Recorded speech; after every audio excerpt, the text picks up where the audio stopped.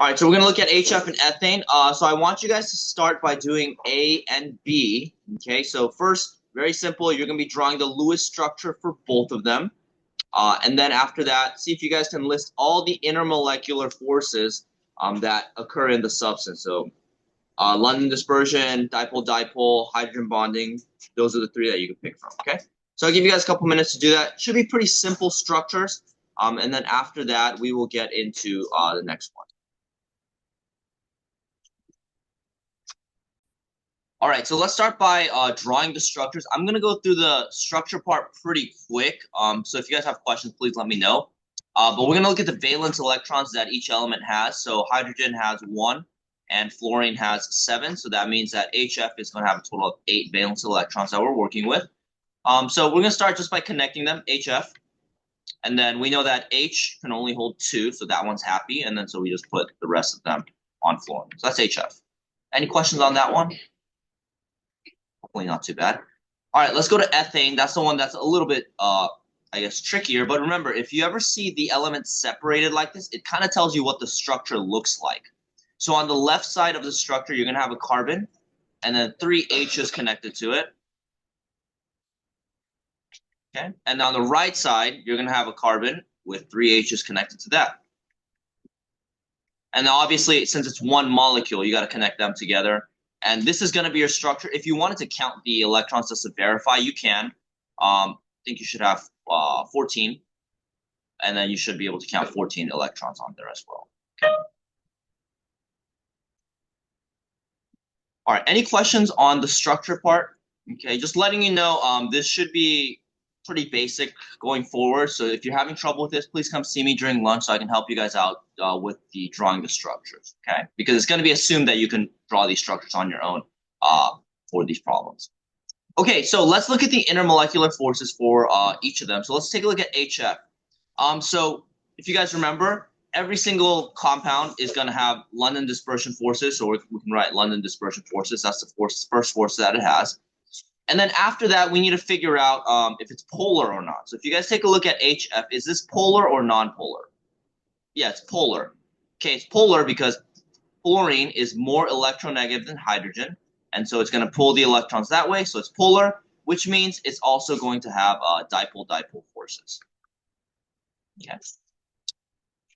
All right, now the third one that we're looking at is hydrogen bonding. And if you take a look at this, this is going to have hydrogen bonding because hydrogen bonds happen when hydrogen is bonded to FON. Remember, fluorine or oxygen or nitrogen. So if you see a hydrogen fluorine, hydrogen oxygen, or hydrogen nitrogen bond, that means that it's going to have hydrogen bonding. Okay, so this substance right here is going to have all 3 of the intermolecular forces. Okay.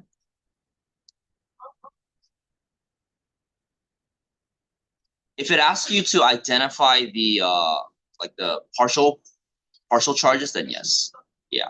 So you can do the arrow, or you can do the plus and then the incomplete 8 and the incomplete minus thing as well. Oops. Yeah, either one of these work. All right, any questions on that first one? Hopefully it's ringing a bell from before break. I know it was a week off. All right, let's take a look at ethane now. It's kind of a bigger structure. Now, if you guys take a look at this, is this one polar or non-polar? Yeah, this is non-polar because if you look on the outside of the molecule, there's no direction where the electrons are going to congregate more. And so this one right here is going to be non-polar, which means that the only intermolecular force it has is London dispersion forces. Okay.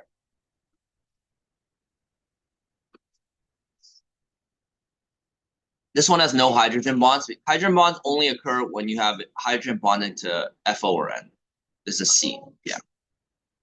No, you're good. We're all just refreshing our memories. Yeah. Ethane, yeah. Everything has London dispersion because there's electrons. So electrons can congregate on one side just based on how they're moving around. So every substance, every element, every molecule will have London dispersion to some degree.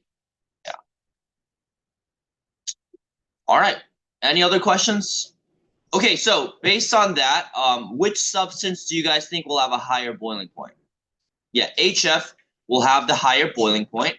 Okay, and the reason why is because it has stronger intermolecular forces. If you guys remember, London dispersion is the weakest intermolecular force. So even though they're kind of attached to each other, it's not a very strong connection, whereas dipole is stronger and hydrogen bonding is the strongest. So since HF has the strongest intermolecular force, whereas ethane only has the weakest one, it's going to have a HF is going to have the higher boiling point. So that would be your reasoning. Yes. Yeah, that's correct. Yeah. Mhm. Great observation.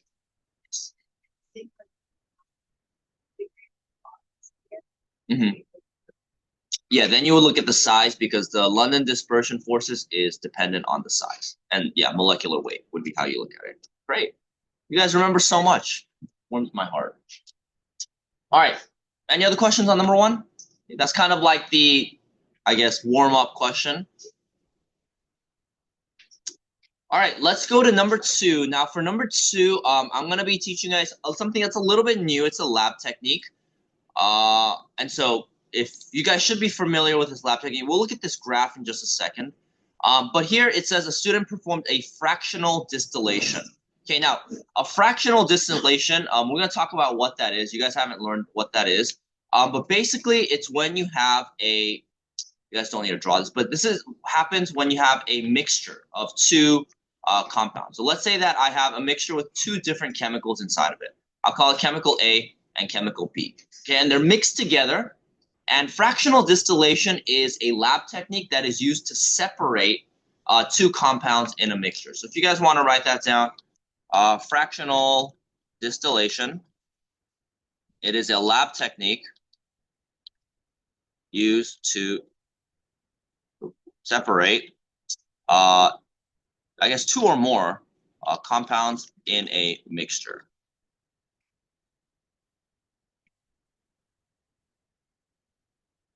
Okay, so it's a lab technique that we use to separate two compounds in a mixture, and we do that specifically uh, based on their different boiling points. Okay, so different compounds have different boiling points, right?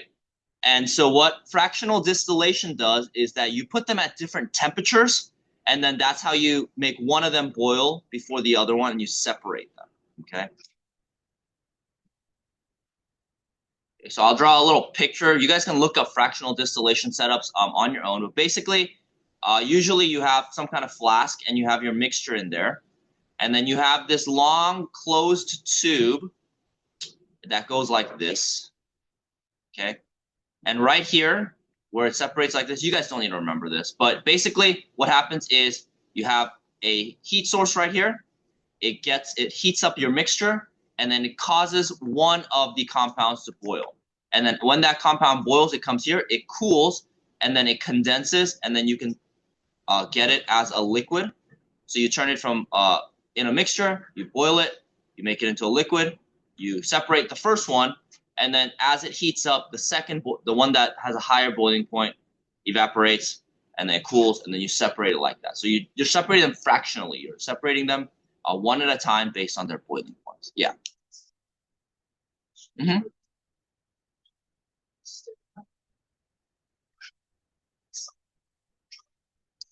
Yeah. So you could boil the water, and then the water you would separate it from the salt. But the salt you're not gonna. I mean, I guess theoretically you could vaporize it, but usually it would just be in the container still.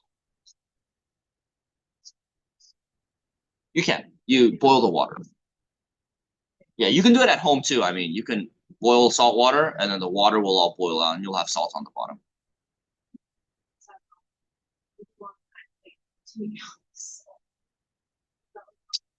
Well, you would have the salt by itself in this original container. So that's how you separate the salt. Yeah. Sorry. No, you're good.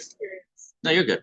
All right. So, any questions on fractional distillation? Basically, use the different boiling points to separate the mixtures. The ones with the lower boiling points will obviously separate first, and the higher boiling points will separate afterwards because you got to heat it up there. All right.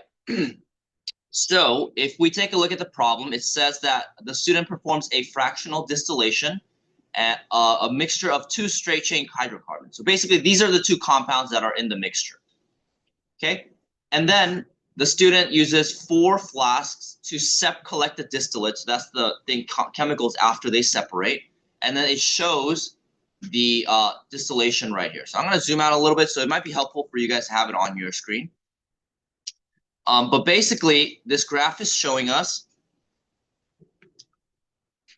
that you have these. You see on the y-axis the temperature, right? So as you heat up the mixture, you're going to see at 100 degrees Celsius, you get 1 compound. So this would be compound A. We can call it compound A. And then right here, you heat it up more, and then you get another distillate right here. Oh, actually, sorry, it gives you the compounds right here. So as you are heating it up, first you get compound A, because this one's going to boil out first. And then after that, you get compound B, and then you get C, and then you get D. Okay, so you're separating it based on the boiling points. So the question is asking us, at which volume range should the student collect the distillate of the compound with the stronger intermolecular forces? Yes. Distillate is when you boil, basically when you boil it and then you separate it. Whatever gets separated is called a distillate. So this question is not getting too technical. It's just asking which one has the stronger intermolecular forces. Now, let's just use basic logic. If you have stronger intermolecular forces, what does that tell you about the boiling point? Yeah, higher boiling point. So which distillate is at the highest point? D. So your answer is D. That's it. Okay. So this question uses a lot of words, uses something technical like fractional distillation to kind of confuse you. But just remember, if you're looking for something with stronger intermolecular forces, it's the one with the higher boiling point. Okay.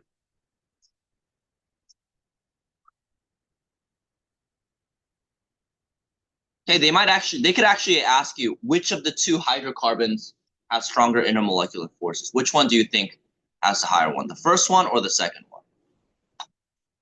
Yeah, it's the second one. Why'd you say the second one? Yeah, it's heavier. There you go. They're both nonpolar and it's heavier. So that's another thing they could add on to that, but it didn't here, but just to kind of get you guys thinking a little bit. Okay, so C8H18 would have the higher boiling point. It's most likely what D is. It's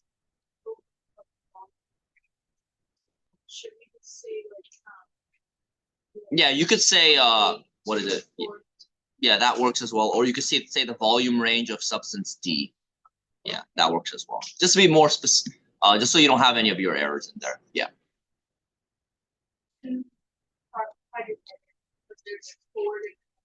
Yeah. No, it would most likely be whatever is the solvent. So whatever it's dissolved into. Yeah. So like that, those 2 are like, say there's like yeah, that could be the one. Mm-hmm. Yeah. Alrighty, not too bad. If you guys notice, it's kind of the same concept, right? Intermolecular forces, boiling point. All right, let's move on to number 3. Ooh, this is okay. I looked at your test before we went on break, and I think you're gonna have something similar to this on your test. So I will give you guys a couple minutes. I'll give you guys about 5 minutes because it's a multi-part question to try this problem out. If you don't have the practice problems on your screen, this is NH4+, so just keep that in mind. That will affect what the structure will look like. So let me give you guys about 5 minutes to try this out. Again, I'm very positive this is very similar to a question on your exam. So try this out. If you have questions, come and see me. I'll give you guys like 5 minutes to do it. But go ahead and try it, and then we'll go over it in about 5 minutes. All right, so for part A, we have to draw the 2D structure for NH4+ ion. So let's count the electrons first. Sorry, I just had a brain fart. Nitrogen is going to have 5. The hydrogens are all going to contribute 1. So that's 5 plus 4. But there's a plus sign, and the plus sign means you're going to subtract 1, right? Because positive means you lost an electron. So you're going to have a total of 8. Okay? So nitrogen is going to go in the center, and then hopefully you guys can kind of see the pattern as we are doing more of these structures. The hydrogens are going to surround the nitrogen, and then you just connect them, and that's it. Okay? Just remember, for the ions, you have to put them in brackets, and you need to put the plus sign on the outside. Okay, just a reminder. I sometimes forget to do that as well. All right, so that is the 2D structure. For the 3D structure, we need to use the wedge and the dashed lines. So if you guys remember back from when we talked about how the electrons push each other away, so it's going to change the bond angles, what's going to happen is you just need some variation of this. As long as you have one wedge and one dashed line, you're good to go. You can put them in different positions if you like. But typically, the way that we do it is we got a hydrogen here. This hydrogen goes right here. One of the hydrogens comes out of the page like that, and one of the hydrogens goes into the page. Okay, again, it does not need to look exactly the way I did it. You could have the wedge and the dash in different positions. That's totally fine. As long as you have one wedge, one dash, and you kind of have this bond angle shown right here, you should be fine. Okay, yes. One wedge, one dash, yeah. Do you have a question? Okay. All right. So that is part B. Any questions on part A or B? Yeah. It's just the way that the electron groups are going to push each other away. One of them gets pushed out of the page. One of them gets pushed into the page. If you had the 3D structure, where's the Pepix thing? This thing right here. So this is. Oh my goodness. So this right here is this bond angle right here. You're going to see that one of them, in order to get 109.5, goes into the page right there, and then one of them comes out of the page. Yeah, that's why one in, one out. Yeah, that's correct. All right, any other questions? Okay, so part C is the thing about hybridization that I told you guys. It's not that important, but I told you guys there will be one hybridization question on your exam, and this is, I guess, where it is. Type of hybridization right here. So you can just look at your chart and look at what type of molecule. So let's look at the geometry first. What's the geometry of this compound? Tetrahedral, yeah. It's tetrahedral because you have 4 sigma bonds and 0 bonding pairs. So 4 bonds, 4 connections, and 0 lone pairs. So it's tetrahedral, which means that the hybridization is sp3, okay? So where's my pen? So for part C, the hybridization will be sp3, and then the geometry will be tetrahedral. Okay. All right, any questions on part C and D? Again, it's just you need to remember a couple of them. As you do a lot of practice problems, you'll kind of see, you'll just kind of remember what they are, and you'll kind of see like the pattern of what they're going to look like. All right, so that's C and D. All right, for part E, it's asking us whether the HNH, so hydrogen, nitrogen, hydrogen bond angle in NH4 plus is larger than, equal to, or smaller than the same type of bond angle in NH3. So for this one, we need to draw NH3 as well. So I'm going to do this a little bit quick. NH3 is going to look like this. It's pretty much the exact same thing as NH4. The only difference is you have one less hydrogen, and instead of that 4th hydrogen, you're going to have a lone pair electron. Any questions about this structure? All right, so it's asking, is this bond angle right here going to be larger, equal to, or smaller than this bond angle right here? So any thoughts? Yes. Wait, sorry. This one right here is going to be smaller? Okay, why do you say this one's going to be smaller?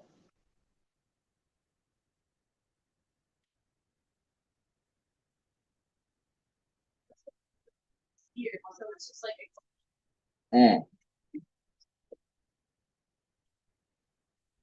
Yeah, so this okay, so this right here is going to be larger than this one right here. So this one right here is going to be about 109.5. Okay, and this one right here is going to be less than 109.5. And it's because of the lone pairs. Just remember, electrons are the most negative thing you can get, right? So what they're going to do is it's going to push these bonds closer than this single bond right here, okay? So this bond angle, so the answer to this question would be, it would be larger than, because it's asking about NH4 plus first. It will be larger, and the reason why would be because NH3 has lone pair electrons, which is going to push the single bonds closer together. Okay. Yes, just make sure you're careful as you're reading, because it's asking to compare NH4 plus to NH3. If it was doing it the other way, then you would say smaller than, but just make sure you keep up with the language. All right, and that's it. And if we take a look at the chart for NH3, you're going to see that it's trigonal pyramidal right here, and it is less than 109.5. So that's another way that you can check. Yeah. Question. Ooh, I would not. Yeah, just to be safe. Yeah. So it has a lone pair electron. That's why. Yeah, that is why. All right. Any questions? Again, I'm very certain that you have something very similar to like this on your exam. Okay. All right, let's move on to number 4. You know what? I'm gonna have you guys try this one on your own. A lot of language. This is a multiple choice, so you're not doing 4 different parts for it. It's multiple choice. See if you guys can read it. If the image is a little unclear, make sure you guys have it on your screen, and then we'll go over it together. Okay, so before we get into the answer and for this problem in general, I do want to talk about one very important concept for this unit. And the concept, you guys might have seen it if you guys did your reading in your textbook, is a concept called like dissolves like. You guys seen that? I'll read the reading. Okay, that's fine. Okay, so like dissolve like basically means that nonpolar substances dissolve in other nonpolar substances. Okay, and similarly, polar substances dissolve in other polar substances. Okay, very important concept for intermolecular forces. If you have 2 things that are nonpolar, they are going to be able to dissolve in one another. Okay, and polar substances are also going to be able to dissolve in one another. And the inverse is true as well. Nonpolar and polar do not mix. And so you guys might be familiar with how oil does not dissolve in water, right? They kind of stay separated. It's because of this concept right here. It's because oil is nonpolar and water is polar, so they don't mix together because of their intermolecular forces. Okay, so just keep that in mind. It's a very important concept. It's used a lot as you go through chemistry. Like dissolves like. So nonpolar dissolves in other nonpolar. Polar dissolves in other polar. Okay. All right, so if you guys were confused about the problem, this should probably clarify what's happening. Okay, so like dissolves like. So similar intermolecular forces dissolve with one another.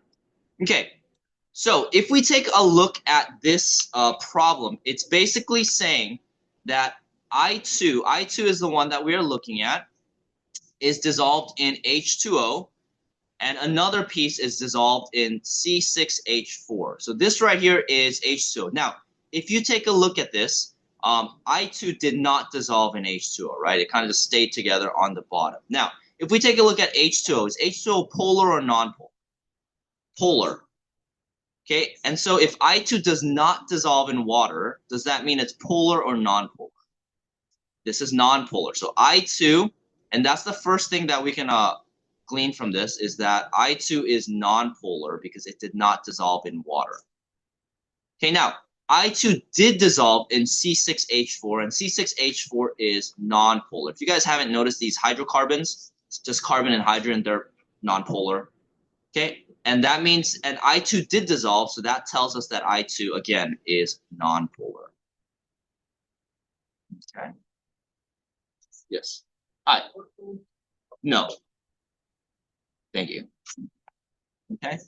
And so if you guys see I2 and C6 H14, since they dissolve with one another, that means they have similar intermolecular forces, and I2 and H2O do not, so your answer is going to be B. Okay, so just keep that in mind. Like dissolves like, very important concept. Similar polarity stuff dissolves with one another. Okay, and just think about the oil and water example you guys are probably already familiar with. Yeah. You know, I don't remember about this one, but yes, I think so. Yeah. Sorry, I haven't seen the test in a week. Yeah.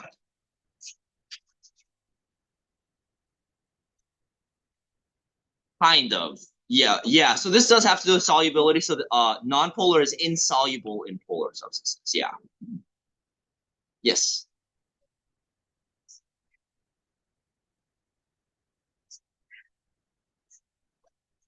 So polar and polar dissolve together. Nonpolar and nonpolar dissolve together, but the opposites don't dissolve with one. So like dissolves like. All right. Any questions about number 4? You guys good? All right. Let's take a quick 5-minute break, and then we'll come back and we'll move on to the next. All right, so for number 5, you are comparing two different things. Okay, so if you guys take a look at part A, it's asking for the intermolecular forces. And then for part B, you are looking at the intramolecular forces. So keep that in mind. That's the distinction that you need to make right here. Okay? Now, when you look at intermolecular forces, you are looking at the forces between molecules. Okay, so you are not changing the chemical formula. Does that make sense? So inter is when you have multiple H2O2 molecules and how they are interacting with another. Intra would be when you are breaking apart the H2O2 molecule into different compounds. Okay, so that's the distinction between the two. Inter is when you keep the chemical formula the same, the molecule itself does not break. It's just the connections between the molecules. Whereas intra is where you're breaking the molecule apart. You're changing it into different chemicals. Okay? Does that distinction make sense? Okay. All right, so let's do part A together. Part A is the intermolecular forces. Okay, so it's asking us to write the chemical equation for the process where the intermolecular forces of H2O2, which is and in this situation it's a liquid, is broken to form H2O2 gas. And so this chemical process is very simple. It's just the liquid becoming a gas. That's it. No.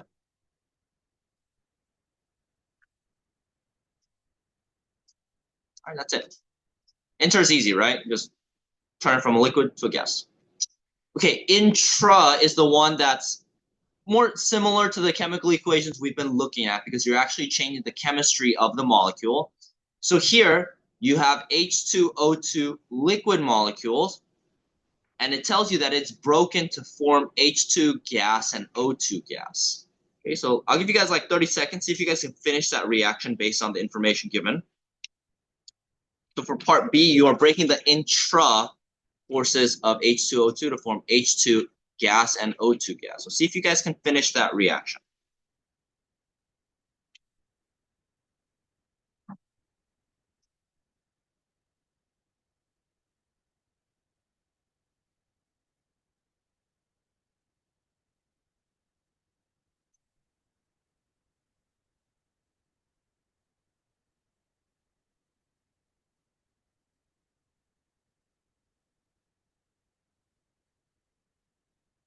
Alrighty, guys. So hopefully this was pretty easy. It tells you it breaks apart, God bless you, into H2 gas and O2 gas. And that's it. Technically, if it wasn't balanced, you would have to balance it, but this time it's balanced, so you're good to go. Okay. All right. Any questions on A and B? And you guys see the difference between the two, right? One of them, you are just separating the molecules from one another. But for the other one, for part B, you are actually breaking the molecule into different molecules. All right, so that leads us into part C, and it's asking which process do you think will have a higher delta H? So which one do you think will require more energy to break? Anyone want to take a guess? Yeah. B, okay. Uh-huh.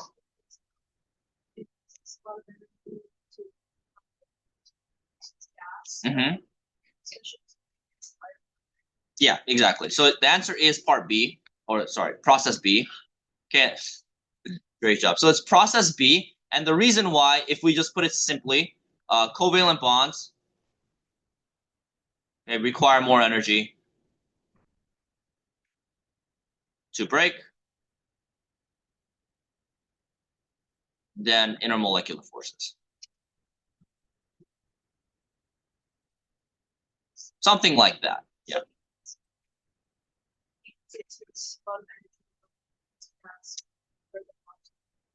Oh, you could do that. I'm just making it a little bit more concise. Yeah, you can use that as. Yeah. So yeah, it does take a lot of energy to turn a liquid into a gas, but it takes even more energy to separate the molecule because you have to break the covalent bond. So easy way to think about this is it's a lot easier to boil your water than to separate your water into hydrogen and oxygen. Okay, so that's what that question is about. It's the distinction between inter and intra. And just to let you guys know, it takes a lot more energy to break intramolecular bonds.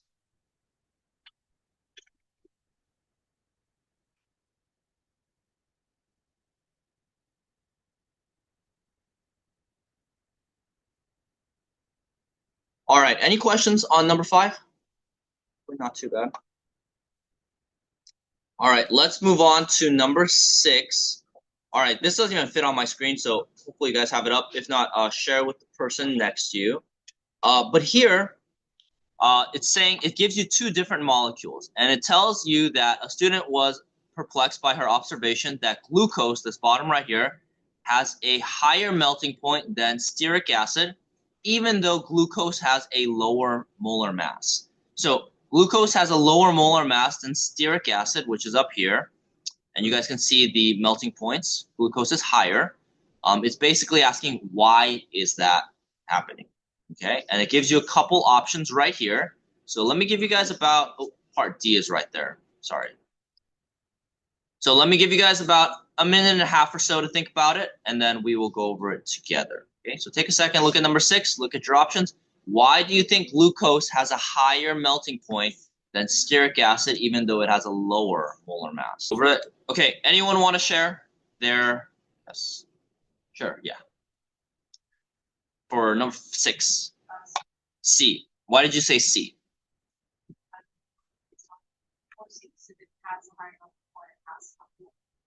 Exactly. Yeah. Exactly. Yeah. High melting point, it means stronger IMFs, and then obviously since glucose is a higher melting point, glucose is going to be stronger than stearic acid. So the answer is C. Okay. All right. We can actually take a look at the structures and even look at the actual intermolecular forces. If you take a look at stearic acid, what intermolecular forces does it have? Yeah, just London dispersion, right? Or actually, it'll have some hydrogen bonding right there. Whereas if you take a look at glucose, you're going to see that there's a lot more hydrogen bonding that can take place, more OH bonds. Okay, so that's why. All right, so answer is C. Any questions on that? Pretty simple. It's kind of keeping track of things. Yeah.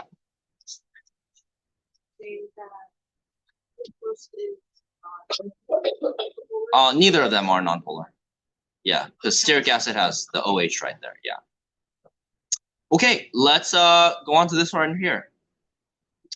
Okay, I'll give you guys about 5 minutes to do this one as well. Multiple parts to it, and then after that we will go over it, and then I think we're almost done with these. All right, so let's start with part A, the intermolecular forces in ethene. Anyone want to share their thoughts? Ethene. Yeah, just London dispersion forces. Okay, and if you guys look, the reason why is because ethene is nonpolar. Good. That's part A. Okay, part B, ethanol. So let's start with polarity. Is this polar or nonpolar? Yeah, this is polar, which means it's going to have LDF. It's also going to have dipole because it's polar. Will this have hydrogen bonds? Yes, because of the OH bond right there. Okay. Just a heads up, sometimes it's just given to you like this. If they're capital letters, that means there's a single bond there. But a lot of times OH is drawn together.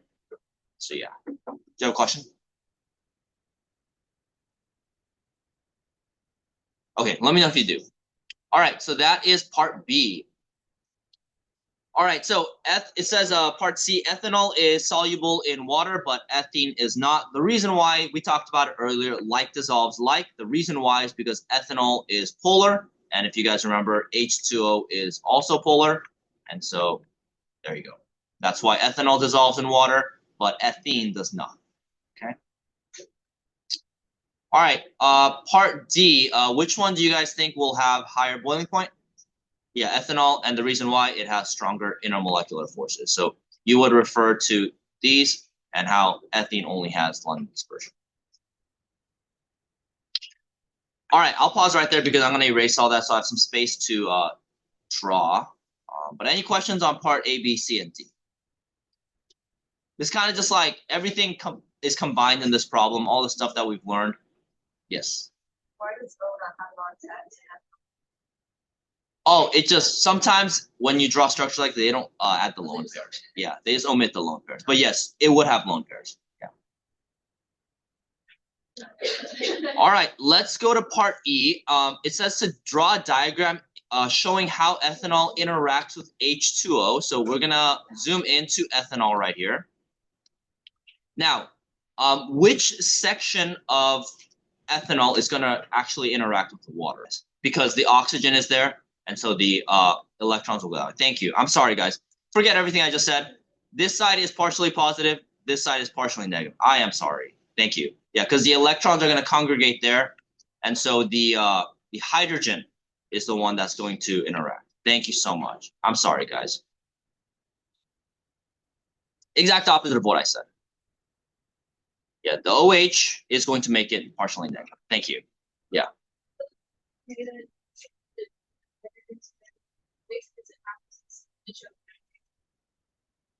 Just somewhere with the OH. Yeah, that's why I think that's why they kind of grouped it together in the picture. Yeah, on that side. That's correct. Yeah.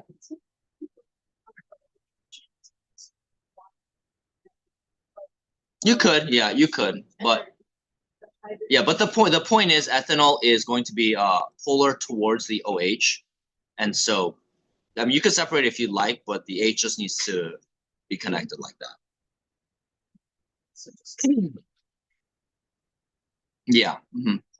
Not connected, but has a attraction to it, intermolecular attraction. Yeah. Thank you. I'm sorry, guys. Still waking up. All right, so that's the last part of that question. I think we have one more.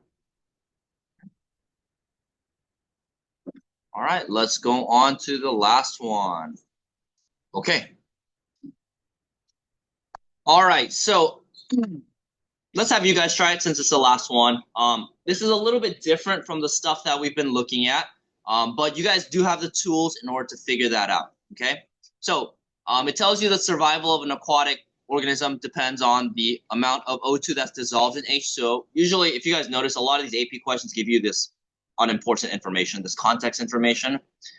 That's not important to the actual problem, but that's what that is.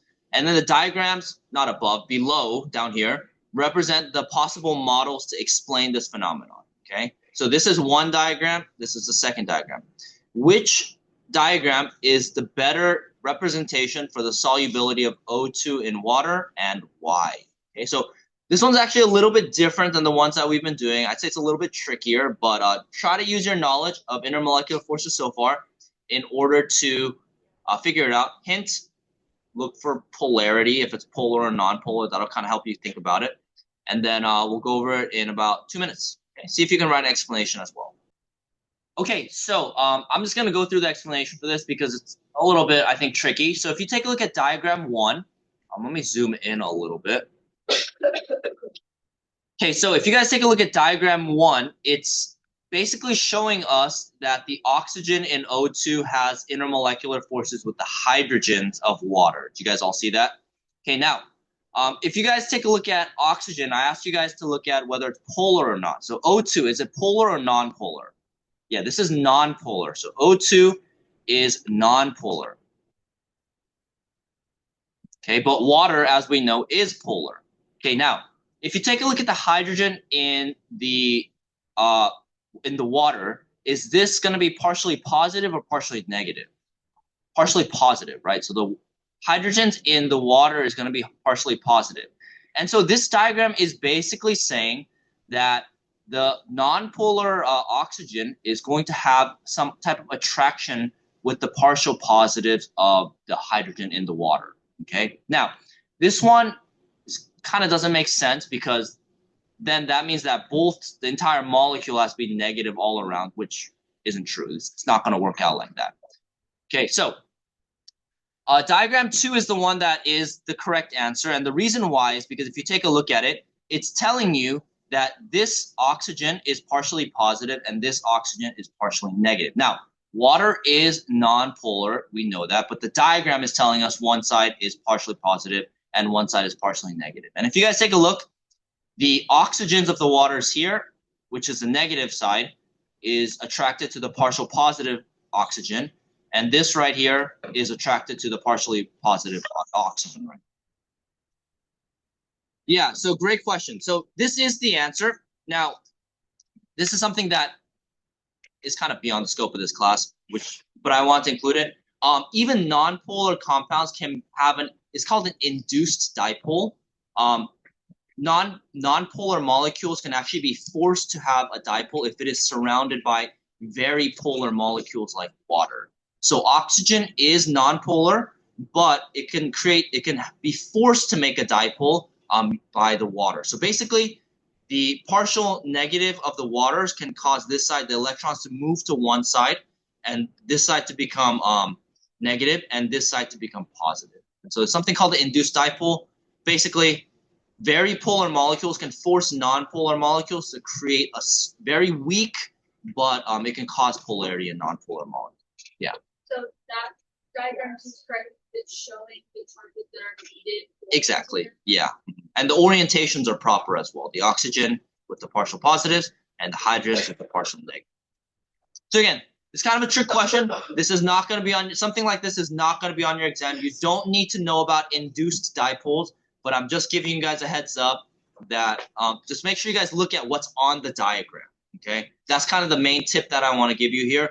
Look at what's on the diagram. I know that you guys know that it's nonpolar, but in the diagram it's telling you that it's partially polar, right? And so just make sure you guys look at what the diagram is telling you.